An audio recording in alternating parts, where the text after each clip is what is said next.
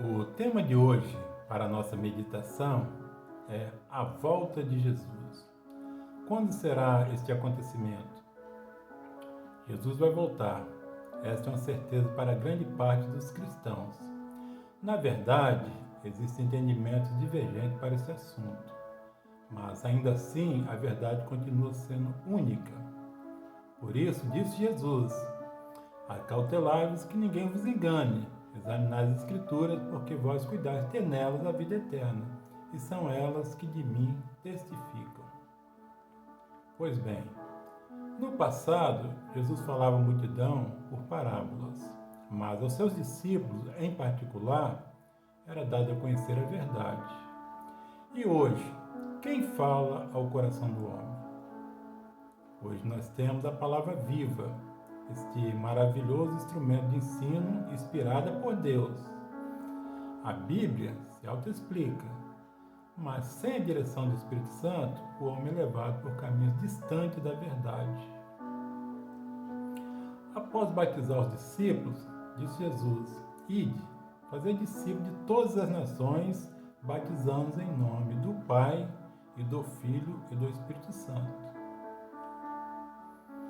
A palavra nos diz que Felipe foi enviado a um certo eunuco etíope, que havia ido a Jerusalém para adorar a Deus. E regressando à sua jornada, lia o profeta Isaías, mas ele não entendia o que lia, pois ainda não conhecia a verdade que diz: eu sou o caminho e a verdade e a vida.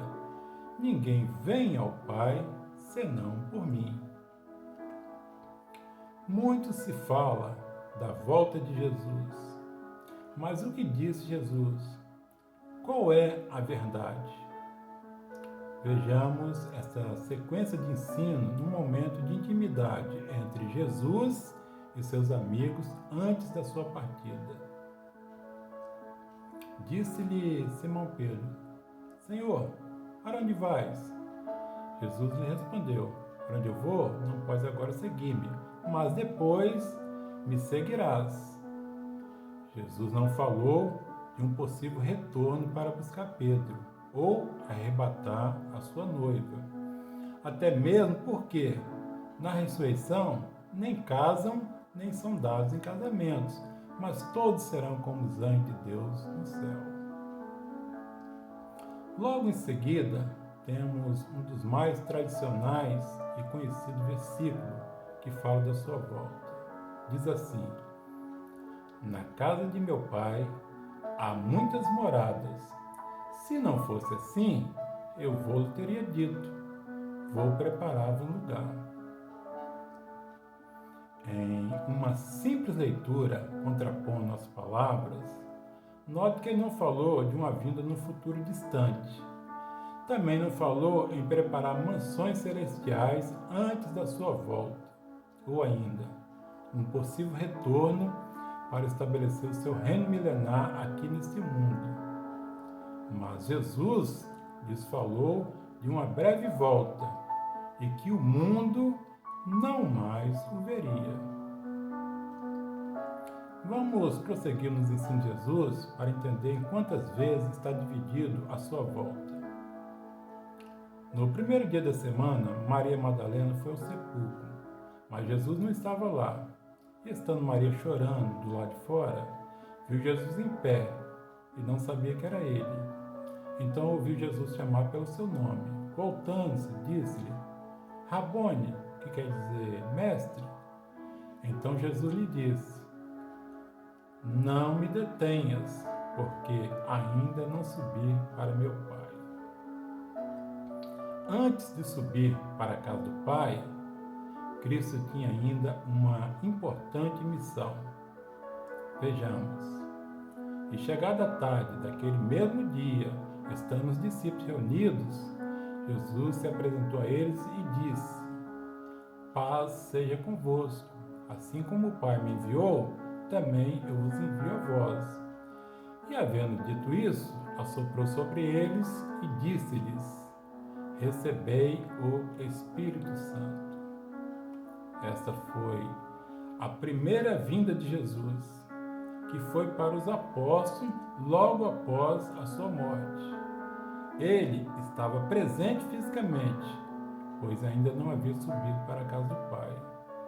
Jesus cumpriu a promessa da sua breve volta. Para o mundo, um mistério, mas para os discípulos, uma palavra de consolo e fidelidade. Não se turbe em vosso coração. Vou e venho para vós. Eu vou-lhe disse isso agora, antes que aconteça, para que quando acontecer, vós acrediteis. Após a sua vinda, Jesus ainda se apresentou com muitas e infalíveis provas, sendo visto por eles por espaço de 40 dias. E estando com eles, determinou-lhes que não se ausentassem de Jerusalém, mas que esperassem em Jerusalém a promessa do Pai. Disse ele, porque, na verdade, João batizou com água, mas vós sereis batizados com o Espírito Santo não muito depois desses dias. Vamos para a segunda vinda de Cristo. 10 dias antes do Pentecostes, estavam alguns discípulos dispersos, distante de Jerusalém. E eis que junto deles se puseram 2 varões vestidos de branco, os quais lhe disseram: Varões galileus, por que estáis olhando para o céu? Esse Jesus que dentre vós foi recebido em cima no céu, há de vir, assim como para o céu o viste ir. E assim, aqueles varões voltaram para Jerusalém para se unir aos apóstolos que perseveravam em orações e súplicas com as mulheres, com Maria, mãe de Jesus, e seus irmãos. Mas era necessário completar o ministério apostólico por causa da morte de Judas Iscariotes. E para esse importante negócio, era necessário escolher um varão que houvesse estado junto com ele todo o tempo, desde o batismo de João Batista até o dia que Jesus foi elevado ao céu. E por orientação do Senhor, Matias foi o escolhido como testemunha para compor a Igreja Apostólica. E assim, 50 dias após a morte e a ressurreição de Cristo, no dia de Pentecostes, se cumpriu a profecia de Joel. Porém, diferente da primeira vinda, agora Jesus não estava fisicamente presente, pois ele já havia subido para a casa do Pai, conforme ele havia previamente dito. Todavia, digo-vos a verdade, que vos convém que eu vá, porque se eu não for, o Consolador não virá a vós, mas quando eu for, vô-lo enviarei. Para os discípulos havia ainda uma promessa, não para este mundo, mas para a eternidade. Disse Jesus: Em verdade vos digo que vós que me seguiste, quando na regeneração o Filho do Homem se assentar no trono da sua glória, também vós assentareis sobre 12 tronos para julgar as 12 tribos de Israel, apontando assim para o início do seu reinado. João foi arrebatado em espírito, e eis que um trono estava posto no céu, e um assentado sobre o trono.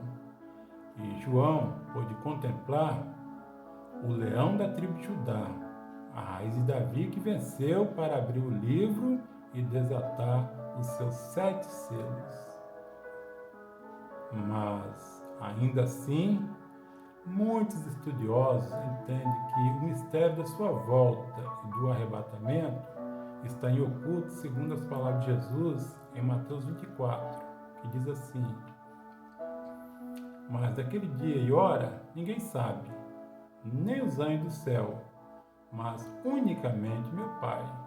E como foi nos dias de Noé, assim será também a vinda do Filho do Homem. Neste capítulo, Jesus comparou sua volta com o dilúvio, ou seja, a sua vinda seria precedida de morte e destruição, antes do juízo para os incrédulos de Israel, conforme disse o profeta Amós. E em todas as vinhas haverá pranto, porque passarei pelo meio de ti, diz o Senhor. Ai daqueles que desejam o dia do Senhor. Para que quereis vós o dia do Senhor? Será de trevas e não de luz.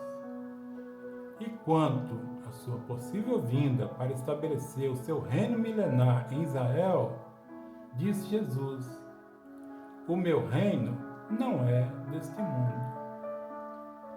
Vejamos, na destruição do templo, no ano 70 depois de Cristo, todos os sinais proféticos para a geração de Israel se cumpriram, que foram o cerco de Jerusalém, o princípio das dores, a apostasia, morte e destruição.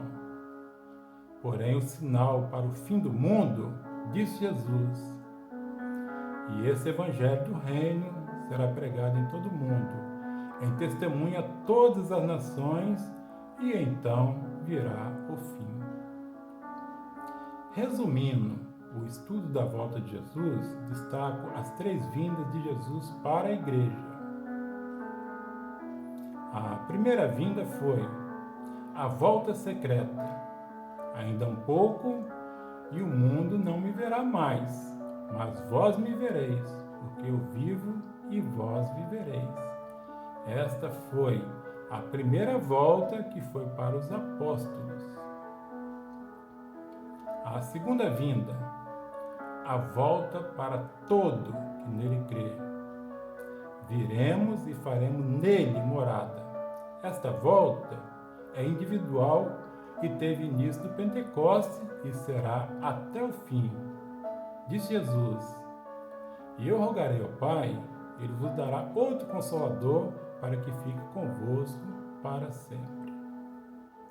E a terceira vinda, a volta para o juízo final. Todo olho verá, até mesmo os que o traspassaram. Todo joelho se dobrará e toda língua confessará que Jesus Cristo é o Senhor. Esta volta é para todos após a morte, no momento, no abrir e fechar de olhos ante a última trombeta. Na terceira vez que Jesus se manifestou aos seus discípulos no mar de Tiberíades, ao ser questionado por Pedro o que seria de João, disse-lhe Jesus: se eu quero que ele fique até que eu venha, que te importa a ti? Segue-me tu. Divulgou-se, pois, entre os irmãos que aquele discípulo não haveria de morrer. Jesus, porém, não lhe disse que João não morreria. O encontro com Cristo após a morte, que conhecemos como o juízo de Deus, já está estabelecido para todos, céu ou inferno. O não salvo é tragado para o lugar de tormentas, que é a tribulação da alma. E após o juízo final, será lançado no lago de fogo e enxofre. Porém, o salvo é arrebatado para o lugar de descanso, até que se complete o número de salvos de todas as nações, e assim estarão para sempre com o Senhor. Diante dos ensinos de Jesus, para mim não resta dúvida da sua volta. Respeito os demais entendimentos, mas prossigo examinando as Escrituras. E para finalizar, deixo uma curiosidade. A confusão de línguas entre os povos que aconteceu na Torre de Babel durou até o Pentecostes, mas o derramar do Espírito Santo veio para cessar toda a confusão e trazer comunhão entre Cristo e a Igreja, a esposa amada do Cordeiro, que após o juízo final será conduzida para a cidade eternal, a Nova Jerusalém. Quem tem ouvidos, ouça o que o Espírito diz às igrejas. A todos a paz do Senhor.